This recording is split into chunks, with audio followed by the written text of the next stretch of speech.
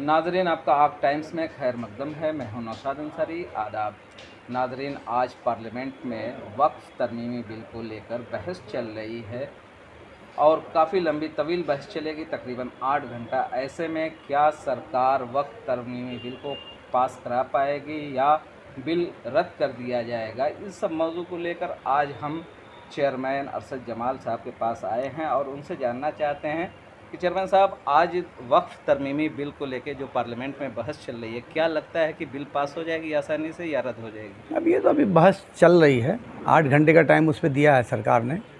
अब 8 घंटा पूरा हो, वोटिंग हो, तो उसके बाद अंदाज़ लगेगा क्या हुआ, बिल पास हुई या नहीं हुई। लेकिन ऐसे देखकर ज़ाहिरी तौर पे क्या लगता है कि आसानी है सरकार के लिए या मुश्किल खड़ी होने वाली? अब जो दो उनकी सहयोगी दल हैं जिन्होंने कुछ आपत्ति दर्ज कराई थी, तो उनका ये कहना है कि जो हम लोगों ने जो बिंदु हटाने के लिए या जो बिंदु जोड़ने के लिए कहा था, तो वो बिंदु हटा लिए गए या जोड़ लिए गए, तो उन्होंने समर्थन का ऐलान कर दिया था। तो बज़ाहिर तो कोई अड़चन नहीं लग रहा है सरकार को, क्योंकि उनके जो सहयोगी दल हैं, कल उन लोगों का बयान जो आया उससे तो लगता है कि वो भी सरकार के साथ खड़े हैं। लेकिन जिस तरीके से देखा जाए कि all India Muslim personal board या मुसलमानों की जितनी भी नुमाइंदा तंजीम हैं, उसे एक तरीके से कलअदम करार देती हैं कि ये बिल ही हमें मंजूर नहीं है। तो ऐसे में अगर चंद्रबाबू नायडू और नीतीश कुमार उसकी हिमायत करते हैं, तो क्या इससे उसको कुछ फ़र्क पड़ने वाला है या आसानी के साथ पास हो जाएगी? नहीं, अगर ये दोनों पार्टियां हिमायत नहीं करती हैं तो बिल नहीं पास हो पाएगा ना, फिर तो संख्या कम इनकी होने लगेगी। लेकिन और दूसरे लोग क्या करेंगे, ये सही अंदाज़ा तो वोटिंग के बाद ही होगा। हो सकता है कि आज पार्लियामेंट में जो तमाम लोग अपने अपने सुझाव देंगे, तो सरकार को भी तर्क संगत अगर बात करेंगे, और सरकार को भी हो सकता है कि समझ में आ जाए कि जो आपत्तियाँ, जो मुख्य आपत्तियाँ, उन आपत्तियों को हटा दें। उस संशोधन में कुछ अच्छे संशोधन भी हैं, जो कुछ बदलाव जो कर रही है सरकार, लेकिन जो आपत्तिजनक बिंदु उसके हैं, तो ये भी संभव है कि सरकार पार्लियामेंट में बहस के बाद उन बिंदुओं पर विचार करे। अब तो इस शाम तक या कल तक क्लियर होगा कि क्या पूरे जो उनका ड्राफ्ट है, उस पूरे ड्राफ्ट को ही सरकार पास कराती है या बहस के बाद उस ड्राफ्ट में कोई और बिंदु बढ़ाती घटाती है, कुछ संशोधन करती है। तो इस पर बहुत स्पष्ट राय जो है बिल के चर्चा होने के वोटिंग के बाद दी जा सकती है। आप मिली काउंसिल के सरगर्म रुकन भी हैं और मुसलमानों के मसाइल पे आप जाते हैं, बात भी करते हैं। तो एज ए मुसलमान क्या लगता है कि वक्फ तरमीमी बिल से कितना मुसलमानों को नुकसान होने वाला है? भाई, जो एक्ट है जिसमें उसमें कई आपत्तिजनक बातें हैं, तो उस पर आप बार बार सुन भी रहे होंगे कि नॉन मुस्लिम्स का उसमें कमेटी में इन्वॉल्वमेंट है, या जो आपत्तियां होंगी तो वो आपत्तियां ज़िलाधिकारी कार्यालय या उससे ऊपर कमिश्नर के कार्यालय में होंगी। तो ये कई एक आपत्तिजनक चीज़ें हैं जो आज बहस में सामने आएंगी, और हो सकता है कि सरकार उन चीज़ों पे अगर आपत्तियां हटा देती है और उसको सरल बना देती है ताकि मुसलमान भी संतुष्ट हो जाएं, तो मेरे ख्याल से ये बेहतर रहेगा। क्या सियासी असर पड़ेगा बीजेपी पर? कुछ लगता है कि इसका आगे नुकसान उठाएगी बीजेपी? अब इस पर मैं क्या बताऊं, बीजेपी को नुकसान उठाना होता तो बीजेपी ये बिल ही न ले आती। क्योंकि कोई भी सरकार, देखिए, कोई भी सरकार या कोई भी पार्टी अपने नफ़े और नुकसान के एतबार से निर्णय लेती है या बयान देती है या बोलती है, चाहे कोई भी पार्टी हो। ऐसा नहीं कि मैं बीजेपी की बात नहीं, कोई भी दल पॉलिटिकल फ़ायदे और नुकसान के लिए ही पार्टियां अपना निर्णय लेती हैं या किसी भी चीज़ मुद्दे पर अपना बयान जारी करती हैं। तो अब इसमें बीजेपी का क्या नुकसान है? बीजेपी का तो मुझे कोई नुकसान नहीं दिखाई देता। बीजेपी ने जिस तरीके से टारगेट किया 3 तलाक, 370 धारा और उसके बाद फिर वक्फ तरमीमी बिल, एक के बाद एक बीजेपी मुसलमानों को टारगेट कर रही है। लग रहा है कि बीजेपी को मतलब मुसलमानों को टारगेट करना उनकी पॉलिटिक्स के लिए सूट करता है। अब उनको सूट कर रहा है तभी न कर रहे हैं, उसका रिजल्ट भी सामने ही है, सूट तो कर ही रहा है। चेयरमैन साहब, मुस्लिम पर्सनल लॉ बोर्ड के जो अध्यक्ष हैं जी, उन्होंने कहा है कि अगर ये बिल पारित हो जाता है तो उसके बाद पूरे हिंदुस्तान में जिस तरह से दिल्ली में, पटना में और विजयवाड़ा में आंदोलन किया गया, धरना दिया गया, उसी तरह से पूरे हिंदुस्तान में हर एक ज़िले में, हर एक शहर में धरना और प्रदर्शन किया जाएगा। तो इस पर आप क्या कहेंगे? देखिए, all India Muslim personal law board मुसलमानों की, पूरे देश के मुसलमानों की नुमाइंदा तंजीम है जी। और जितनी भी तंजीमें दूसरी हैं, अलग अलग मसलक के लोगों की जो तंजीमें हैं, वो सारी तंजीमें उस एक all India Muslim personal law board के नाम की एक छतरी के नीचे सब इकट्ठा हैं। तो all India Muslim personal law board अगर कोई निर्णय लेता है तो वो बड़ी बात होगी। इसमें आपके माध्यम से एक बात मैं ये कहना चाहूँगा कि एक बड़ा मुद्दा है और all India Muslim personal law board इस लड़ाई को लड़ रहा है।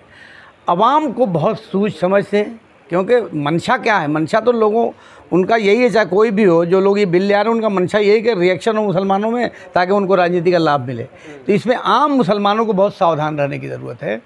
आम मुसलमान इंतज़ार करें कि all India Muslim personal law board का क्या व्यू आता है। अगर मुस्लिम पर्सनल लॉ बोर्ड कहता है कि ठीक है शांतिपूर्ण धरना प्रदर्शन किया जाना चाहिए, जब all India Muslim personal law board का कोई इस तरह का आह्वान आएगा तो उस पर हम लोग बैठेंगे, शहर के जो जिम्मेदार लोग हैं यहाँ भी, और यहाँ बैठे को निर्णय लिया जाएगा।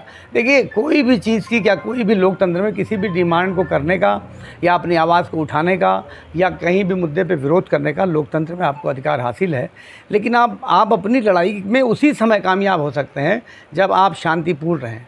अमनो अमान और शांति के साथ अगर कोई आंदोलन आप छेड़ते हैं तो बेशक उसमें कामयाबी हासिल हो सकती है। तो आने वाले दिनों का इंतज़ार करना चाहिए। आम लोगों को इसमें शांत रहना चाहिए और जो नुमाइंदा लोग हैं या नुमाइंदा तंजीमें हैं उनके क्या आदेश आते हैं या उनका क्या फ़ैसला आता है उसका इंतज़ार करना चाहिए। आम पब्लिक को इसमें खुद से कोई निर्णय लेने की ज़रूरत नहीं है। वक्फ की इमलाक का जहाँ तक सवाल है तो सिर्फ मुसलमानों की नहीं है, सिख, ईसाई, पारसी, बौद्ध, जैन सारे लोगों के वक्फ के मामले हैं, लेकिन मुसलमानों को टारगेट किया गया है सिर्फ। ये फ़ायदेमंद है ना उनके लिए। अच्छा ये सारा खेल जो है ये राजनीतिक नफ़े और नुकसान का चल रहा है, ना आपकी हमदर्दी में चल रहा है ना आपके विरोध में चल रहा है। ये सब राजनीतिक गणित है और राजनीति में सब लोग अपनी अपनी गणित चल रहे हैं, ये भी अपनी गणित चल रहा है। आम मुसलमानों को बहुत सावधान रहने की ज़रूरत है। मैं ये बात बार बार कह रहा हूँ कि बहुत सावधान रहने की ज़रूरत है और वॉच करने की ज़रूरत है। ज़्यादा उत्साहित होने की ज़रूरत नहीं है, जोश में आगे काम बिगड़ता है। तो इसलिए इंतज़ार करें कि जो हमारे उलमाए कराम है वही हमारे रहनुमा है। उलमाए कराम का जो भी निर्णय आता है उस पर बैठ के बात होगी और फिर जो बेहतर उचित निर्णय होगा लिया जाएगा। गई थी पर्सनल लॉ बोर्ड की तरफ से अलविदाई जुमा पर और काली पट्टी बांधने के लिए कहा गया था, तो बहुत कम असर देखने को मिला। इस पर क्या कहेंगे, क्या असर मिला है देखने? नहीं, ऐसा नहीं है। वो दरअसल जो जुमा का दिन था तो जुमा के दिन ही सुबह को वो खबर आई भोर में, और ईद वाले दिन भी फजर की नमाज में ये खबर आई, यानी 3 घंटे पहले। तो अब लोग ईद मनावे या पट्टी ढूंढें, लेकिन फिर भी बड़ी तादाद में लोगों ने लगा रखी थी। सवाल ये करना चाह रहा था कि जिस तरीके से इस मुल्क में किसानों ने पुरअमन एहतजाज करके किसान बिल को वापस करवाया, क्या ये नज़ीर नहीं बन सकती कि मुसलमान भी पुरअमन एहतजाज करके इस वक्फ बिल को वापस करवा दें? अब देखिए ये मसला चूँकि मजहबी है तो इसमें हम लोगों का ज़्यादा बोलना ठीक नहीं है। ये जो हमारे उलमाए कराम हैं, जो हमारी मजहबी तंजीमें हैं, इसको आप उन्हीं के ऊपर छोड़िए तो ज़्यादा बेहतर रहेगा। चाहे अदालत में जाकर लड़ना हो, ये भी उन्हीं पे छोड़ना चाहिए, और आंदोलन का क्या रूपरेखा होगी, क्या तौर तरीका होगा, ये भी उसी पे छोड़ना चाहिए। All India Muslim personal law board का जो निर्णय आता है उसी के एतबार से इसमें कदम उठाना चाहिए। आम लोगों को या पॉलिटिकल लोगों को बहुत शांत रहने की ज़रूरत है, मेरा ये मशवरा है। और मेरी ये समझदारी यही कहती है कि इसमें all India Muslim personal law board का जो भी निर्णय आएगा उस पर विचार किया जाएगा, लेकिन आम लोगों को बहुत शांत रह के वॉच करने की ज़रूरत है। क्योंकि आप समझिए इसको कि जिस चीज़ से इन लोगों का पॉलिटिकल लाभ हो रहा है वो कर रहे हैं। अगर मुसलमान रिएक्ट होकर सड़कों पे आता है तो इसमें हमारा कोई फ़ायदा नहीं होगा, बल्कि उन्हीं का फ़ायदा फिर हो जाएगा। तो इसलिए जो भी लोकसभा से बिल पास हो रहा है उसको देखिए, सुनिए, और फिर पर्सनल लॉ बोर्ड क्या आदेश कर रहा है या क्या फ़ैसला करता है उसी के बाद से अगला कदम उठाया जाएगा। जो करें कि ये ध्यान भटकाने के लिए किया जा रहा है, आप क्या मानते हैं? अब ध्यान भटकाने के लिए या ध्यान लगाने के लिए, कुछ लोगों का ध्यान भटकाने का प्रयास है, कुछ लोगों का ध्यान लगाने का प्रयास है कि हम तो आपके हितैषी हैं। तो अब ये सब सियासी खेल है और सियासी खेल को बहुत समझदारी और दूरंदेशी से खेलने की ज़रूरत है। इसमें जज्बात से काम नहीं बनेगा। चेयरमैन साहब ये बताइए कि वक्फ बोर्ड का जो आज पास हो रहा है, जो बिल पास हो रहा है यहाँ पर संसद से, उसमें नायडू हैं, चिराग पासवान और ये जो लोग हैं, क्या इनके जो मुसलमान जो वोटर हैं उन पर कुछ प्रभाव पड़ेगा, उनको उनकी राजनीति पर? भाई अगर इन्होंने बिल के फेवर में वोट कर दिया तो मुझे तो नहीं लगता कि आने वाले दिनों में इनको मुस्लिम वोट मिलेगा जी। अब मिलना भी नहीं चाहिए। जो लोग मुस्लिम, जैसे बीजेपी को तो मुसलमानों को वोट की ज़रूरत ही नहीं है तो इसलिए उसे कुछ खौफ ही नहीं है। लेकिन जो पार्टियां मुस्लिम वोटों की बुनियाद पर सत्ता में आती हैं तो ऐसी पार्टियों को तो सावधान रहना ही चाहिए, क्योंकि ये तो मजहबी मामला है ना, मजहबी मामलात में मदाखलत है। तो जो पार्टी मजहबी मामलात में भी हमारे साथ खड़ी नहीं होगी या हमारी मुखालफत करेगी तो ऐसी पार्टियों का तो मुसलमानों को वोट देने का कोई मतलब नहीं, और वो आपको किसी से कहना नहीं पड़ेगा, मुसलमान खुद ही अपना फैसला ले लेगा। आखिरी सवाल है, बीएसपी इस मामले में क्यों बहुत पीछे रहती है? देखिए, बीएसपी का तो कोई एमपी है ही नहीं है। एमपी नहीं, होता लेकिन तो हमारा वोटर आप तो है। हमारा नहीं, उस पर तो बहन जी का बयान आया हुआ है कि ये गलत सरकार कर रही है। बार बार बयान आ रहा है कि वक्फ बिल मजहबी मामला, उसमें मुदाखलत नहीं करनी चाहिए सरकार को। लेकिन अब उनके एमपी है ही नहीं है। हमारे एमपी होते तो मुझे यकीन है कि वो भी विरोध करते इस बिल का। चेयरमैन साहब, ये बताइए कि क्या मुस्लिमों को सिर्फ वोट बैंक ही की तरह इस्तेमाल किया जा रहा है पूरे हिंदुस्तान में? ये तो मुसलमानों को सोचने की ज़रूरत है। ये तो मुसलमानों को सोचने की ज़रूरत है ना कि आप क्यों इस्तेमाल हो रहे हैं। ये तो मुसलमान खुद सोचे ना, जो हमारे लोग रहनुमा हैं, जो तंजीमें हैं, उनको ये बात सोचनी चाहिए ना कि आप इस्तेमाल हो रहे हैं।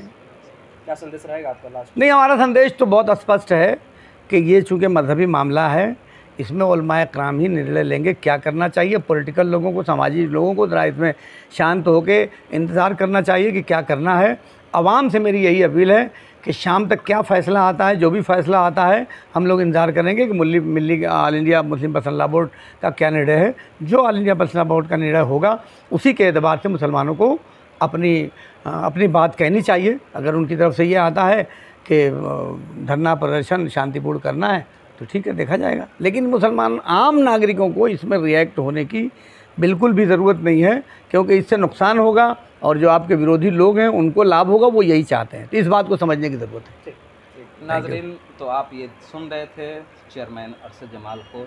उनका कहना है कि वो वेट एंड वॉच कर रहे हैं, क्या होता है हतमी फ़ैसला, उसके बाद ही जो उलमाए इकराम फ़ैसला लेंगे उस पर अमल किया जाएगा। नाजरीन, आपको हमारी खबर कैसी लगी? अगर पसंद आए तो लाइक करें, शेयर करें। Thank you. Specially Holi and Eid के लिए कपड़ों का शानदार कलेक्शन लेकर आए हैं Nawab collection. Ladies and kids wear, जिसमें खास तौर से लेडीज़ के लिए लहंगा, चुनरी, सूट, सलवार, गाउन के अलावा दुल्हन के बेहद दिलकश कलेक्शन और बहुत ही मुनासिब कीमत पर मिल रहे हैं। एक बार ज़रूर नवाब कलेक्शन मिर्ज़ाहादीपुरा चौक वाले शोरूम पर विज़िट करें और अपने मन पसंद के कपड़े परचेज़ करें।